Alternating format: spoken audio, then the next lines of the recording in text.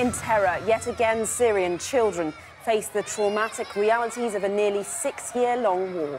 But as Putin hails a ceasefire signed between government and rebels, is the end nearly in sight?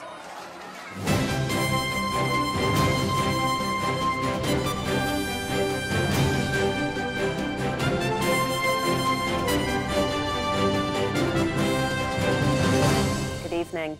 The Syrian army has announced a nationwide ceasefire beginning at midnight tonight, paving the way for talks aimed at ending the conflict.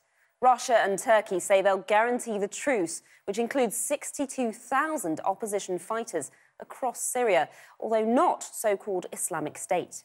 But the day started with an airstrike, reportedly killing and injuring 40 people, including children, in rebel-held areas of Damascus. Diana Magne reports. Today in Syria there is the depressingly familiar. The torment of children running from their school. Panic as thick in the air as the dust from yet more airstrikes. These in opposition-held eastern Ghouta, a suburb of Damascus. And there is the possibility of an end to all this, to these near 6 years of war, which have killed an estimated 400,000. Negotiated by the man who, after a year's brutal bombing campaign in Syria, would like to be seen as peacemaker, alongside Turkey and armed groups from the Syrian opposition. The agreements that have been reached are, of course, fragile and need special attention and involvement for them to be preserved and developed. But nevertheless, it's a notable result of our joint work. Fragile because there are so many parties involved in Syria's war. But after winning Aleppo for Assad, Russia wants out of a military campaign that it can ill afford back home. And so a ceasefire, set to begin at midnight tonight Syrian time, agreed, according to one opposition leader, between all armed groups active in Syria except for Islamic State. Turkey would be responsible about making sure that the Syrian opposition are fully committed to this agreement. Russia has to guarantee the regime and its allies. And mainly we are talking here that they need to get the agreement of Iran and the militias sent by Iran to Syria. These are hard guarantees to make. The Syrian opposition includes Al-Qaeda in Syria, now known as Jabhat Fatah al-Sham. How much control Turkey has over them is questionable, though they may be under pressure not to spoil this deal. Plus, on the regime side, what role for Hezbollah and other Shia militias? Effectively, Assad's foot soldiers in the ground campaign to date. One of the most, perhaps, vulnerable things about this agreement is that Iran didn't play a leading role in talks. It was presented as a Russia-Turkey deal, perhaps even over the heads of the Syrian government and over the heads of the Iranians. I personally think it is exceptionally unlikely that Shia militias that Iran has built up in Syria over years will depart. I don't think the Assad regime wants to see that because they've played such a key role in Aleppo, and I don't think the Iranians are willing to see that. Nor, I think, are Hezbollah, having carved out this position in Syria, willing to abandon all their positions. With Aleppo, Assad has now won control of the spine of the country, the western part of Syria where most people live, sometimes called useful Syria. But there are still pockets in the hands of anti-regime forces, northeast of Damascus, around Homs and Idlib province, which is Al-Qaeda territory. Then there's large areas in the less densely populated east, which are under the control of so-called Islamic State and aren't part of this ceasefire proposal. And in the north, Turkey has been engaged in a military offensive to try and drive a wedge through Kurdish-controlled territory along its border.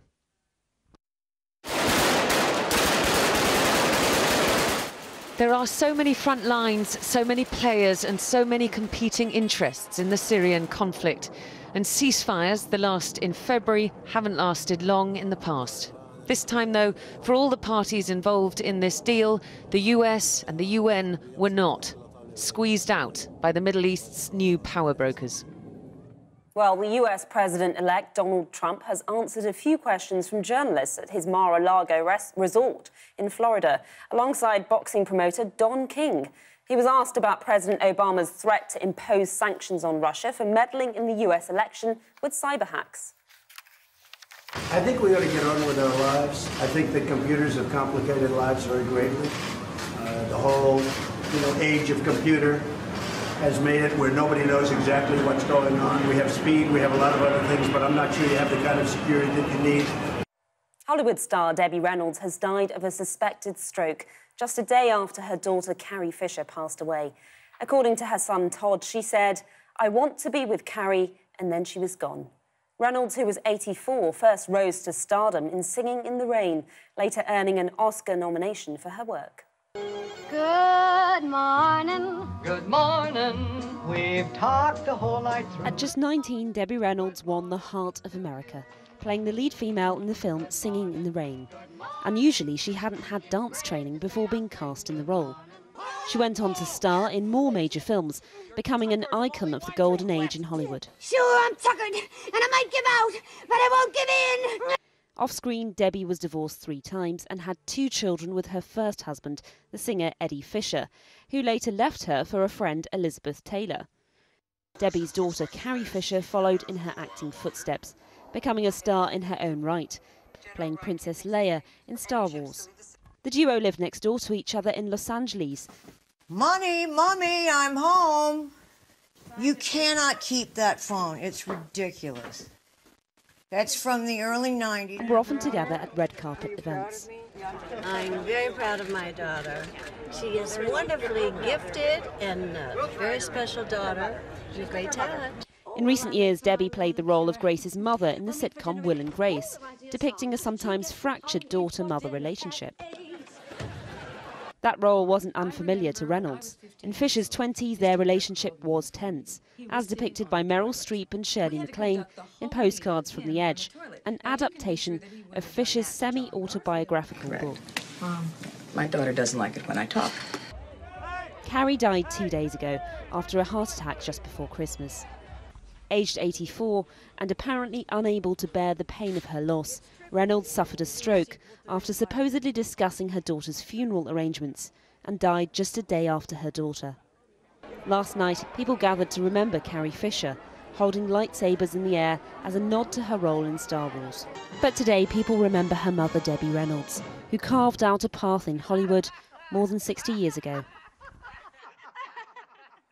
Now, doctors may not be able to cope with the increasing demand from patients over the busy winter period. England's most senior GP has warned.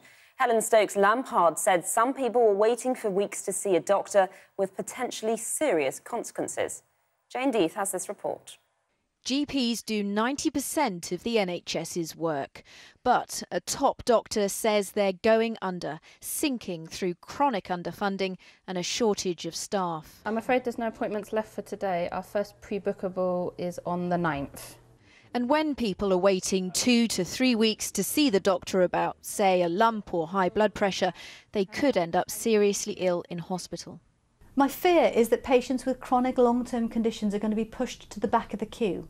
Because we have to prioritise the urgent, those who are unwell today, those who've got serious conditions that need sorting, those with less urgent problems are being asked to wait. And that's why waiting times are building up. People who would have otherwise had to wait a week or two, having to wait 3 or 4 weeks to get their blood pressure checked, to get their diabetes management sorted out. And that is a concern.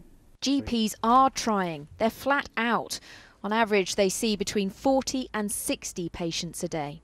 I've dealt with about 100 results. I've dealt with about 65 letters, most of which need action by us. I've also dealt with all the phone calls from patients who can't get appointments, so anybody who can't be offered an appointment today needs to speak to a doctor, rings me. Patients seem sympathetic towards doctors, but some are worried. We are really quick to put the boot in and say, oh, it was the doctor's fault, it's the surgery's fault. We don't give them very much support. If you're feeling ill and you have to wait for a long time, it's always in the back of the mind you're going to get worse.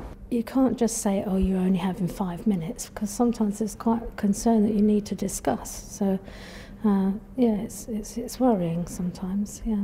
NHS England is adamant general practice is a phenomenal success, saying that's why GP services are on track to receive an extra £2.4 billion in real terms investment by 2020 to build on this track record of success and expand access to convenient appointments throughout the week. But if GPs can't prevent us developing chronic disease, we'll end up here. And hospitals have their own problems. We asked NHS England how many have been on black alert this December. It told us that this month, 6 hospital trusts had declared severe alerts. They were Queen's Hospital in Burton-upon-Trent, Leicester Royal Infirmary, Royal Stoke Hospital, the Princess Alexandra in Harlow, Medway Hospital and St Mary's on the Isle of Wight. A sign winter pressures are building, from the GP's consulting room to the hospital ward. The Labour leader, Jeremy Corbyn, has accused Theresa May of behaving like Henry VIII because she won't let Parliament have a vote on the final Brexit deal. Mr Corbyn told The Guardian that the Prime Minister could not hide behind the divine rights of the power of kings and said the idea that Mrs May might use the royal prerogative to bypass Parliament was extraordinary. The President of the Philippines, Rodrigo Duterte, has warned he will throw corrupt officials from helicopters before claiming he's done it before. The threat is part of the president's controversial crackdown on drugs and corruption in the country. If you're corrupt, I will fetch you using a helicopter to Manila and I will throw you out. I've done this before, so why would I not do it again? And Duterte's officials have sought to downplay the comments, claiming they are part of an urban legend. The president has previously claimed that he has killed people, but his officials insist that his comments should be taken seriously, but not literally. Now, motorists have been warned of potentially lethal driving conditions with heavy fog and freezing temperatures predicted tonight. The Met Office said visibility could drop below 100 metres in some areas, urging drivers to exercise extreme caution. And finally, keepers at Chester Zoo are celebrating the rare birth of a baby Rothschild giraffe born on Boxing Day. The 2-day-old calf, who's already 6 feet tall, was up on his feet within moments of being born. It's part of a wider programme to boost breeding among endangered species at the zoo. We're back tomorrow at 5 o'clock. Until then, that's Channel 4 News. Have a very good evening.